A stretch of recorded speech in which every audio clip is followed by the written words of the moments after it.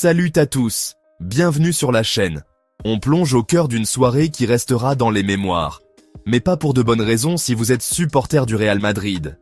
Imaginez, le mythique Santiago Bernabéu, ses tribunes en fusion, un quart de finale retour de Ligue des Champions face à Arsenal, et l'espoir d'un comeback digne des plus grands films hollywoodiens. Dès l'échauffement, l'atmosphère était électrique. Les chants « à la Madrid » résonnaient dans chaque recoin du stade, et on sentait cette conviction collective. Cette fois, on va renverser la situation. Après la défaite cinglante 3-0 à l'aller à l'Emirates Stadium, les Mérengues avaient besoin d'un exploit. Mais Arsenal, solide et discipliné, n'avait pas prévu de céder. Sur le terrain, l'équipe de Carlo Ancelotti peinait à développer son jeu offensif. Kylian Mbappé, Rodrigo et Vinicius étaient constamment surveillés, empêchés de trouver des espaces. Les Gunners, de leur côté, harcelaient, interceptaient et jouaient avec une confiance incroyable. À la 65e minute, Bukayo Saka, malgré un penalty manqué, ouvrait le score d'une frappe placée qui laissait Thibaut Courtois sans réaction. Le stade, un instant bouillonnant, se figeait. Mais, quelques instants plus tard, l'espoir renaissait lorsqu'une erreur de relance londonienne offrait à Vinicius Junior l'opportunité d'ajuster la mire dans le but vide. Le public exultait. 1-1 au tableau d'affichage, une petite lueur de renaissance, mais trop tardive pour inverser la tendance. Alors que la tension montait, Gabriel Martinelli scellait le sort en toute fin de match, inscrivant le but du 2-1 qui concluait cette démonstration d'Arsenal et portait l'addition à 5-1 au cumul des deux matchs. Côté chiffres, quelques statistiques frappantes. 5-1, l'écart final qui en dit long sur la supériorité anglaise. 2 défaites en 2 rencontres. Le Real, un géant aux pieds d'argile.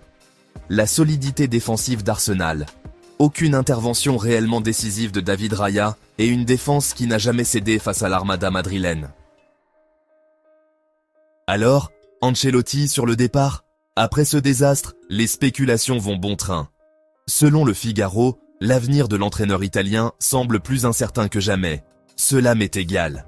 A-t-il lâché face aux rumeurs de son limogeage? Cette élimination en quart de finale marque sans doute la fin d'un cycle pour l'un des plus grands techniciens du football.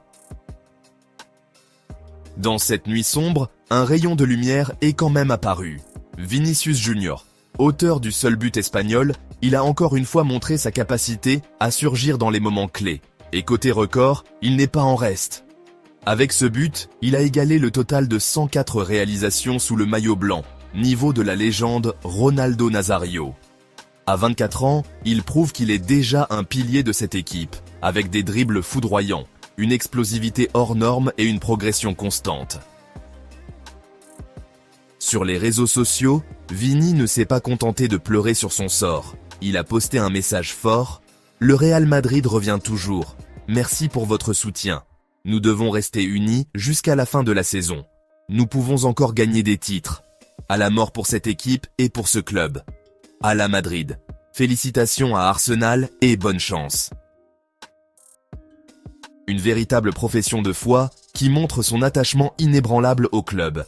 Alors, que retenir de tout ça? 1. Arsenal a signé l'une de ses plus grandes performances européennes, prouvant qu'ils peuvent tenir tête aux cadors continentaux. 2. Real Madrid. Une question de fierté, de confiance et de remise en question. Si le Bernabéu a perdu son hechizo, les Mérengues devront rebâtir leur légende. 3. Vinicius Junior. Même dans la défaite collective, l'individualité brille. Son record, son mental, tout laisse penser qu'il sera encore l'homme fort des grands rendez-vous à venir. Et maintenant, PSG en demi-finale pour Arsenal, et pour Madrid, place aux miettes, La Liga, Copa del Rey. Les objectifs restent nombreux, mais la déception européenne est brûlante. Pensez à liker, vous abonner et activer la cloche pour ne rien manquer. Dites-nous en commentaire ce que vous en pensez, fin d'une ère pour Ancelotti, tyrannie vengeresse de Vinicius, et surtout, quelle sera la suite de cette saga madrilène? On se retrouve très vite pour de nouvelles vidéos, restez connectés.